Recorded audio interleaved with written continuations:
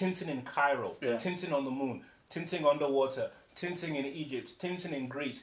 You know, so what would make Tintin exciting to be seen on the big screen would to actually see Greece, real Greece, and see, you know, Tintin. Why do you want to now see the cartoon interpretation on the big of Greece? Why? Plus, they're gonna make Tintin normal characters act like Jamie Bell and act like Andy Serkis. It's like, guys, why do I want to see a character who has a little pin nose and a tiny quiff and a football-shaped head act like Jamie Bell, the human being? Why? Because Jamie Bell, the human being, can't jump up and do 400 somersaults in the air. Yeah. But this 3D guy can. But this 3D guy can if you let him. But he can't because he's Jamie Bell. So I'm watching a real film with CG characters. Why the heck are they doing it? I think at the end of the day, it's pointless. I mean, I still maintain that with Avatar, I think it's an interesting angle to go with this whole 3D thing with Avatar. But with Tintin, nobody can give me an argument of why you're making something like Tintin. If you've read the comics and you've seen the cartoon, why you're making Tintin this whole 3D thing. And also, but I think, again, Phantom of Hope brought a good example of this 3D thing done in an interesting, creative way. You know, maybe not better technically, but an interesting, creative way is by our great man, Button. Yes, Dark Knight sucks. Button by Marvel's, yes, I'll say it again. Because, I mean, as you were saying here, like, I mean, it is Matt Lucas there. It is Helen Bonham Carter there. It is Johnny Depp there.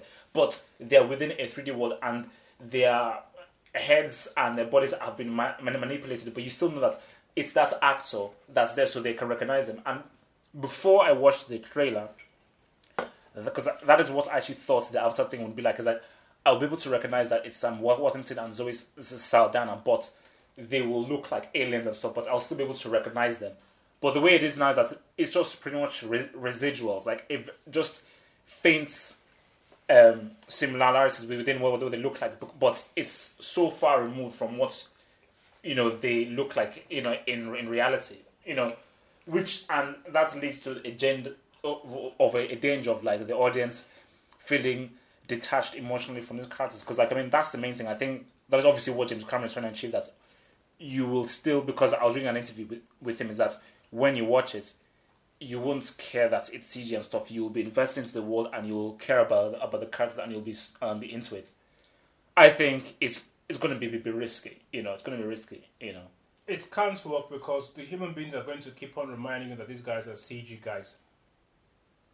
Every time you see a human being, every time you switch back to Sam Worthington's face, then you go back to a CG face, you're going to be out. Well, Cameron claims that it won't even make a difference, that it will be... He can claim everything he wants. I just saw the damn trailer. Okay. He can claim everything he wants. In the damn trailer, every Sam Worthington scene is better than every scene with a blue guy in it.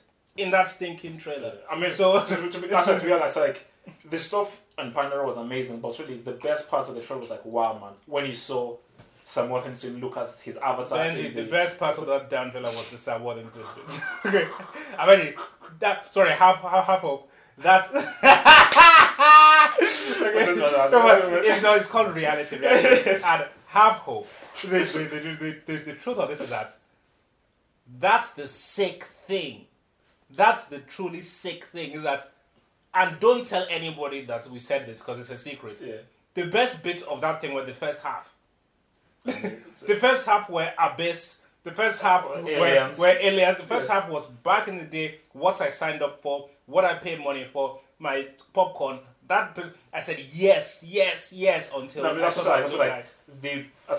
best thing, the best shot of the trailer was when Sam Worthington looked at the avatar in the water thing, because it was like, my goodness, you're getting transported back to the James Cameron psychology of like, this is the man who brings you that kind of sci-fi, you know.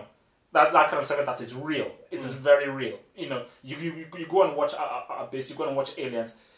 Well, no, really, Abyss. When you watch Abyss, there's a realness to that Abyss where you feel like, okay, this is scary now. Like, this is, you know, and yeah, like, for God's sake, he's obsessed with water and underwater stuff. Because, as you were saying, like, he only did Titanic because he wanted to sink the ship. Yes. the DiCaprio and Coens were a Yeah, mistake. like they were just out of structure. Okay, you have to make a story by default, but really, Cameron just wanted to sink that. Yeah, he wanted to sink the ship. And for me, I hated the damn story, but the sinking of the ship was amazing. Bloody amazing. Yeah, because I watched it in the cinema. The sinking of the ship was, I was scared, you know. So, yeah, man. I think. I just want to just hear what Cameron has to say of this whole thing, because I just don't really buy this whole 3D thing. I've always thought, okay, Beowulf, like, for instance, I enjoyed it, it looks cool and everything like that, but for instance sake, this can't really replace Godfather and Rocky, man. I mean, like, there's a place for it, and I would always put my top pants on one side to view it. The only place for motion capture is when you have a film and you have a character like Gollum that can be created by animatronics. Then you bring in Andy Serkis, you stick some balls onto his face, and you create this CG character. Amazing, you know. Like, you wanted to do a Ninja Turtles for today. I'd understand the argument that okay, they have to use the CGI. Incredible Hulk, obviously CGI, you know. But you're coming to me now and saying that you want to do Superman, and he's going to be CGI. Bad mistake, because you say you want to make him fly. Bad mistake. You want to do Spider-Man. Spider-Man, you want to make him CGI. Bad mistake, because you have 3 films where nobody is connected at all with the concept of Spider-Man swinging. Oh yeah, it's true. Like because you just get it. Like, my mind just switches off. It switches off. Xbox and that's still the fear I have of Avatar. Xbox generation, they spot CGI, their brain switches off. They're no longer with the character. Like, okay, here we go, boom, supersonic, woo, swinger. Yeah. Okay, but no, well, now we're back to reality. That's the problem. Gollum, you get away with Gollum because Gollum is a side character who's freaky. Mm-hmm. He's a side character who's freaky, so fine, we can go with that. It would never work if they were going to now base the Lord of the Rings trilogy on Gollum. It wouldn't work. Because he wouldn't match up to perfection. It wouldn't work. Then you look at whatever you call it. There's the same thing now. Like, you're going to go and say that you want to... The whole Superman thing, Christopher Reeve's flying. I remember it. I remember exactly how he flies. I know exactly how Christopher Reeve flies. And Christopher Reeve, like, he gave a personality to that flight. To that flight. Like, the flying matters. Yeah. And if you're going to come up with something like Spider-Man, you know, that's why movies are getting green-lit left, right, and center, because back in the day, you want to make a Spider-Man movie, you're going to have to think. You're going to have to think about your gymnastics, your martial arts. Creative. You're going to think about every single element that's going to happen. Now, it's not big. They will just get a CGI guy, you get a crap film. And you have a guy like Sam Raimi or whatever his name is. That's why he can make the film. Yeah. And it's the same thing he's going to do for Warcraft. The reason why a plonker like Jon Favreau is making what? I mean, okay, you did Swingers, you did May. Who cares what this guy did? Because now you're going to make an Iron Man. And let's not even get started with Don Cheadle. Let's not get started with that. Like, listen, just to put it simply, the thing from Terrence Howard to Don Cheadle, I'll say it out there because Talkback is controversial. It's racist. The reason why it's racist is because Jon Favreau let's just get any old black guy. Oh, but really, let's get a black guy who's also credible as well. How do you go from Terrence Howard to Don Cheadle if you really care about your casting?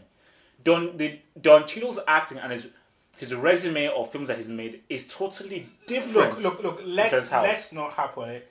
You've said your piece. I'll say very clearly that anybody who can go from Terrence Howard to Don Cheadle for Iron Man is racist. My humble opinion. Okay, that's okay. Whiplash. So yeah, Whiplash, guys. A guy with 2 electric whips. 10, 15 years ago, you say a character like that, you turn the page. It's ridiculous. It's stupid. How does that... That guy has literally got to be waiting around every day for Iron Man to show up.